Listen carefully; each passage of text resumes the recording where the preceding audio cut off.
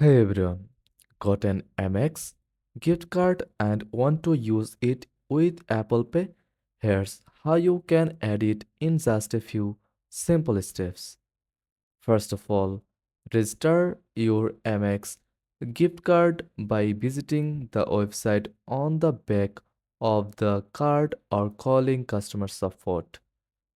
This step links your name and address to the card. After that, open the Wallet app on your iPhone to begin the setup. Tap the plus icon to add a new card to Apple Pay. Manually enter your American Express gift card details or use your phone's camera to scan the card information. Verify the card by entering the code sent to your email or phone. And that's it. Your Amex gift card is now linked to Apple Pay, ready for use anywhere Apple Pay is accepted.